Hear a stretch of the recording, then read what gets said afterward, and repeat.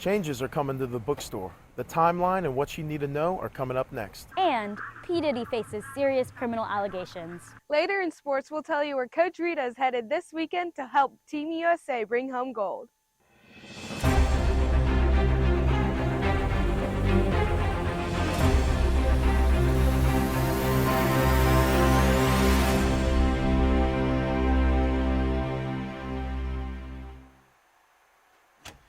Hello everyone, and welcome to tonight's episode of Nightly News.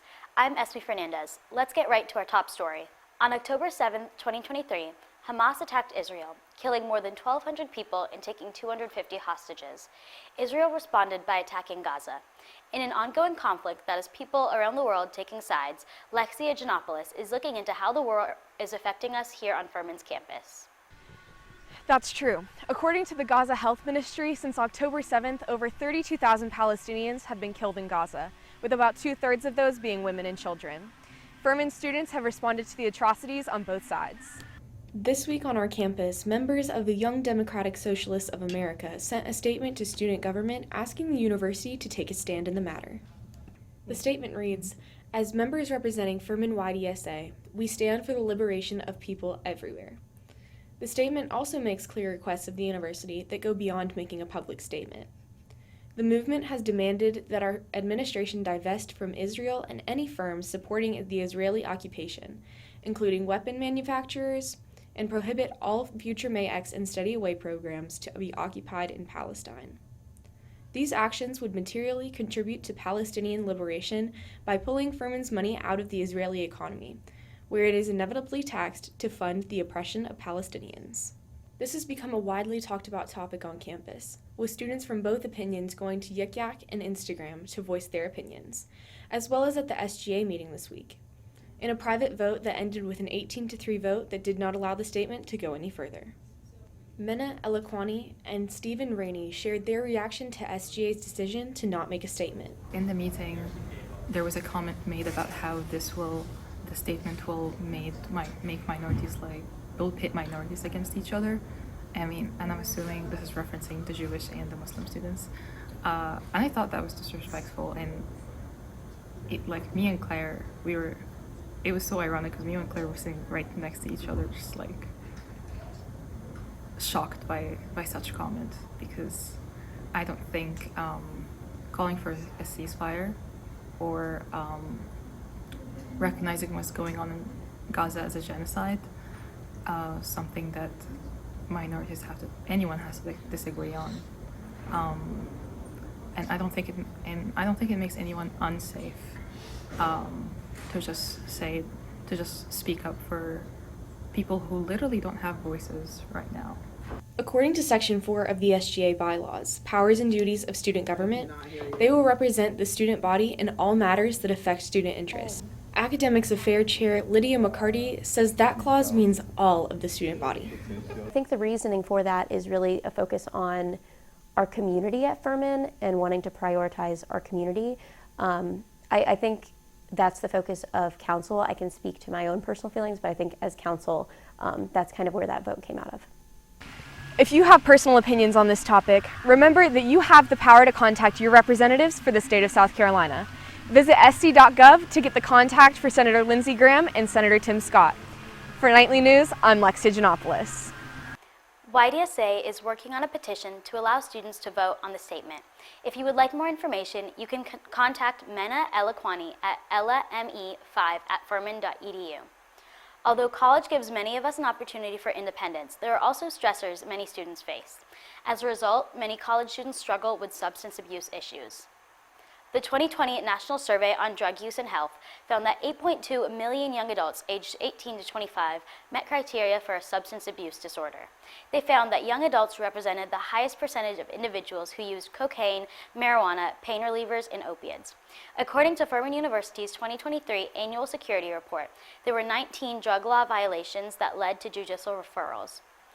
To learn more about drug use on college campuses, the Furman University responders are hosting a CLP on Wednesday, April 3rd from 5 to 6 p.m. in Watkins Room. This presentation will increase awareness around opioid safety in the intersection of sexually transmitted infections. A panel of DHEC experts will discuss how these issues relate to South Carolina. Dr. Catherine Kalb will speak on overdoses and fentanyl use on April 4th at 5:30 in Maier. This CLP will evaluate what needs to be done to stop the influx of fentanyl.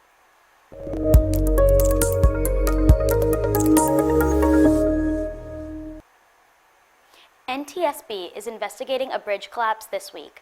The Francis Scott Key Bridge in Maryland collapsed after a cargo ship ran into it early Tuesday morning. 35,000 people commute on that bridge daily. The search for victims is still underway. Sophomore Anthony Morgan is a Maryland native who was surprised to wake up to the news. I'm grateful, if you could call it that it happened at 1:30 in the morning, so there weren't as many people as possible. As news came out and we learned that they were able to shut down the bridge from traffic, that was really important to spare a lot of lives, but it was definitely shocking knowing exactly where it happened, having been on that bridge at all times of day throughout my whole life. It really hit close to home. Currently, there's a recovery effort to find the 6 construction workers who were on the bridge at the time. Work is also beginning to get the port back open. Sean Diddy Combs is currently facing quite a bit of legal trouble. On Monday, the artist, more commonly known as P. Diddy, had 3 of his houses raided by the Department of Homeland Security and other agencies. Diddy has been the center of 5 lawsuits that claim he has been involved in sex trafficking, sexual abuse, and physical abuse. The music mogul has had a reputation for throwing extravagant parties. Over the past 4 months, 5 lawsuits have been filed against him, claiming sexual assault and trafficking by Diddy.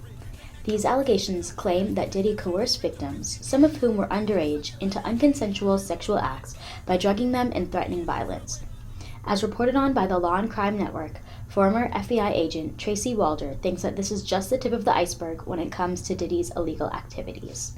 What will surprise me, and I think might surprise some people, is the sheer volume and connection of any kind of sex trafficking ring that he allegedly may have been running. I think that is what is going to come probably as the most surprising to folks, how in-depth something like this was, how long something like this may have gone on for, and how many people were involved. The case against P. Diddy will continue to unfold as an indictment against him will most likely be filed soon. Earlier in the week, Diddy's private jet was tracked flying to Antigua, and the artist was seen at the Miami airport, but there has been no confirmation that Diddy fled the country to Antigua. As of filming, Diddy has not been seen in public since Monday's sighting.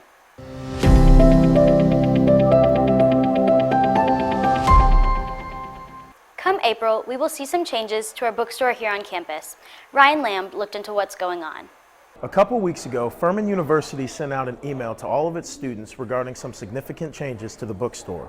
The names we know and love, like Barnes & Nobles and Starbucks, will be replaced coming in April. In the email, Furman also stated that the new Bell Tower Bookstore and Bistro will be open on Friday, April 12th. Freshman Christopher Treston believes the idea is good in theory. I think that in theory, it's good to move the Furman bookstore and coffee shop towards having more of a distinctly Furman identity as opposed to a Barnes & Noble identity or a Starbucks identity. But in practice, I think going through a third party gives a certain level of quality assurance that I don't think we're going to get with the transition. So overall, I'd say not a great decision in my opinion. Some of the changes you can expect to see are a diverse range of apparel and accessories, including local and sustainable products. Bon Appetit will manage the Bell Tower Bistro, so we'll have more food selection. And the store will also go online. So if you don't want to go to Trone, you don't have to. While some students think this is a good move, others, like Bender Shallow, say there are far more important things. Yeah, so the new format of the bookstore and taking out the Barnes & Noble thing kind of feels like the least significant thing Furman's ever done. We're still getting charged like $200 for a textbook, and now it's just a different name charging us. So I don't really think it affects a student's day-to-day life. So how does this immediately affect you? On April 5th, the bookstore will be closing, reopening on April 12th under new management. Reporting for Nightly News, I'm Ryan Lamb. If you're looking to buy some Furman merch, head over to the bookstore as they currently have some great sales going on. A few students have something to brag about this week. They showed off their data skills over the weekend and won for being the most creative approach, best insights, and making the best visuals. Our first time going through the data, it seemed so overwhelming, but once we realized what it was showing us and all the possibilities that it held, it was so exciting to see it come to life in our visualizations. And it was a really fun data set to work with, focusing on aliens and UFOs. So I really enjoyed it, and I can't wait to participate in it the next time it happens. Furman Forward is a student event where future students and parents explore the programs which will shape their next 4 years. Micah Robertson takes us to the event where students explore how they can get engaged in the Furman community. I'm reporting from Trone Student Center as students gain an understanding into what college campus life is all about as they visualize their future journey through Furman University. While congratulating the students who have been accepted, they have been spending the day at Furman while being with different club members of the Furman family. They have explored housing options, talked with faculty members, and have gotten to know both current and future Furman students. Yeah, so for Furman Forward, I was part of a panel that happened that day at the very beginning of the day where a bunch of us seniors that work for the admissions office got to talk about our experiences at Furman with all of the family members and the admitted students that were on campus that day. There was a couple hundred people, so that was pretty cool. And then also throughout the day, I got the chance to give a tour around campus and highlight some of the academic buildings and things that happen around campus and talk about things like FUSAB, the library, the different traditions we have on campus, like LDOC, things like that. Furman is expecting a freshman class size of 600 to 700 plus. So during Furman Forward, the university provided the wide variety of programs and groups that future students could join. These consist of groups from Campus Rec and Wellness, FUSAB, the Outdoor Club, Black at Furman, and many more. Furman Forward is a great opportunity for students and their parents to come to Furman and see what Furman has to offer with all their different organizations and programs that we have here. And it's a great opportunity for students to decide that Furman is the place that they want to spend their next 4 years. We applaud our future Dens and wish them the best of luck. This is Micah Robinson reporting for Nightly News. Furman is expecting a freshman class of 600 to 700. We look forward to welcoming our Dins home in the fall. On Furman, we celebrated Holi, a festival of colors celebrated in South Asia. Let's see how Furman Asia Club celebrated this fun festival. On Monday, March 25th, Furman University Asia Club organized a CLP to celebrate Holi, the festival of color. The event featured samosas, Indian music, lively performance, and the Holi celebration. It is actually illegal to celebrate Holi in Pakistan, so we hold private functions and we celebrate Holi by throwing juices and sauces and colors, and we just have fun. Holi in southern part of Nepal is inspired by Holi based on Ramayana. So as we smear colors on each other, and we have different kinds of foods.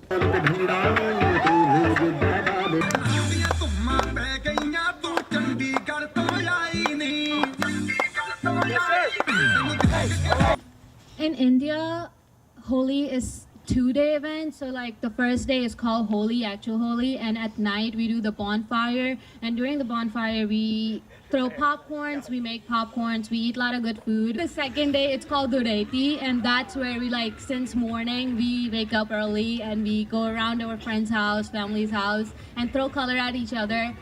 Guys, I don't know, they use chocolate milk or something in Pakistan. I have never seen anything apart from water or colors being used in India.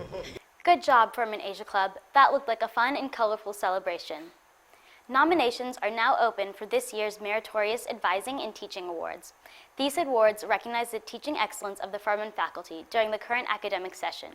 You can submit nominations through April 3rd on the Academic Affairs website.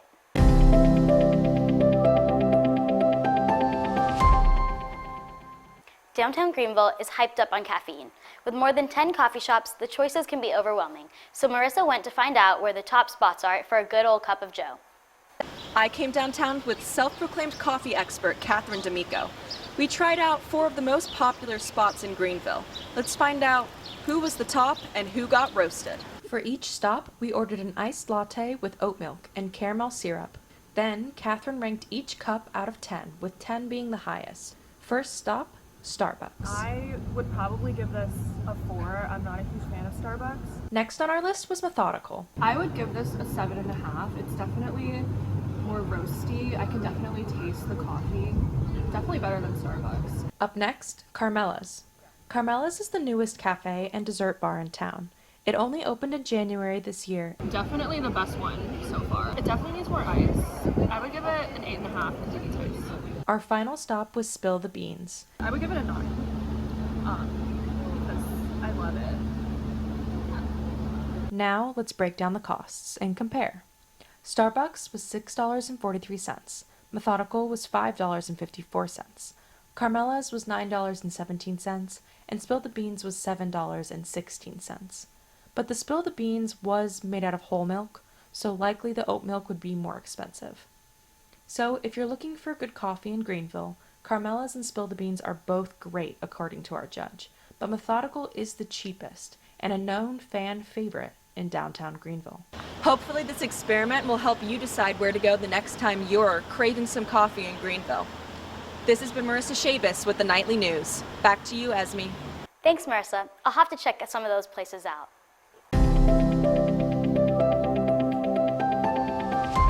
For this last week of Women's History Month, we decided to look into women-owned businesses. We found one in the heart of Greenville, Augusta 20, a high-end clothing store that is a haven for empowerment courtesy of some remarkable women. Jennifer Howd and Melanie Paddock established the store in 2002. They offer everything from professional attire to evening wear, resort fashion, and everything in between. Their goal? To redefine style and sophistication in Greenville and empower other women, starting with their own employees. And I also love working at a store that is woman-owned, and I get to work with other women and also sell clothes to women. Today is a special day that you might not have known about. Alex Maier has a story. That's right. It's time to celebrate all the unaverage Joes of today. Today is National Joe Day, and I'm on campus looking for students and faculty named Joe. The term average Joe has been used since the mid-1900s, referring to a generic person that does not go above and beyond. Today, I'm here to change that stereotype and show the world how incredible Joes can be. I sat down to speak with Joe Graham, a student and football player here at Furman University, to see what the name Joe means to him. The name Joe, actually, for me, is passed down through 5 generations, so I'm the 5th, Joseph Aloysius Graham. So my full name is Joseph Aloysius Graham the 5th, and so I just carry the 4 generations before me throughout the name Joseph.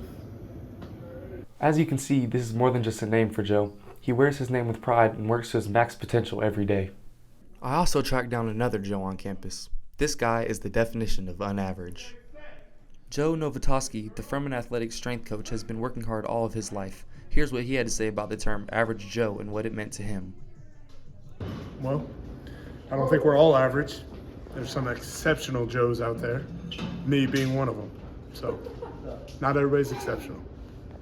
If that doesn't get you excited, I don't know what possibly could. These Joes are absolutely incredible. This day isn't just for the male Joes of the world, as our very own reporter Joanna is also being celebrated on this exciting day. Happy holidays to all the Joes. If you're a Joe, just know that you're not alone, as there are millions of Joes around the world that are amazing in their own ways. I'm Alex Maier, back to you. The Joes are finally getting their due. Thanks, Alex. Now, let's go to Cole for our weekly sports update.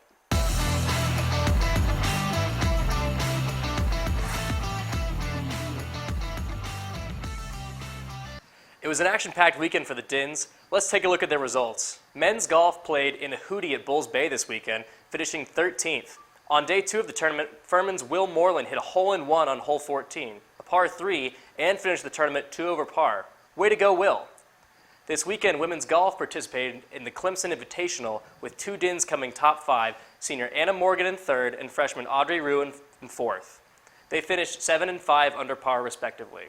Women's lacrosse opened Big South Conference play last night, hosting Wofford. They dog-walked the Terriers 12-10, thanks to 4 goals from Anna Roser. Softball opened SoCon play this weekend. Better get those brooms out, because they swept Western Carolina at Pepsi Stadium. Softball rode their 6-game winning streak into Spartanburg yesterday, where they split with USC Upstate 3-7 and 4-3. Well done, Dins. Did you know that we have one of the best cross-country and track teams in the country?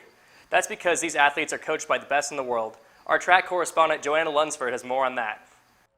That's right. Coach Rita has been asked to coach Team USA's women's cross-country team this weekend at the 2024 World Championships in Belgrade, Serbia.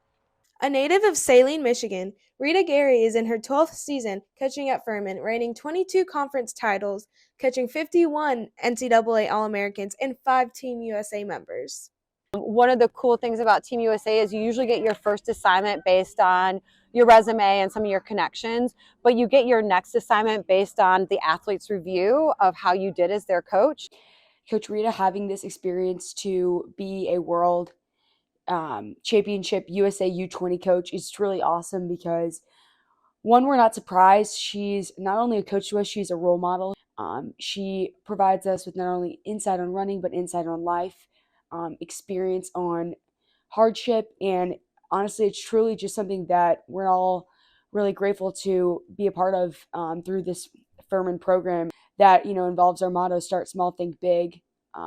She embraces it, and she puts a huge emphasis on it from her character and the way she coaches. Winning their 11th consecutive cross-country season in 2023, these Dins own the longest conference winning streak in the nation under Gary's direction. So to coach a team at an international level, it actually isn't much different than coaching my own women here at Furman. I know these athletes have to make a lot of hard decisions in the competition. My job is to make as many easy decisions for them as possible. So just communicating the logistics, communicating the practice times, making sure I understand their training needs with their private coach, facilitating that as best I can. And honestly, just reminding them on the whole of what got them to this moment is enough to make them successful in this moment. Wow, what an established and well-rounded coach we have right here on these tracks. I'm Joanna Lunsford, reporting for the Nightly News. Back to you, Cole. Thanks, Joanna. Gary ran for South Florida and was a 6-time NCAA qualifier and set 2 school records. She is also married to 2-time USA Olympian Robert Gary. Let's see who our Paladins are taking on later this week. Tennis is a triple header this Saturday. Women's tennis at 11 versus Chattanooga, and the men finish the afternoon with Chattanooga at 2 and Emmanuel at 6.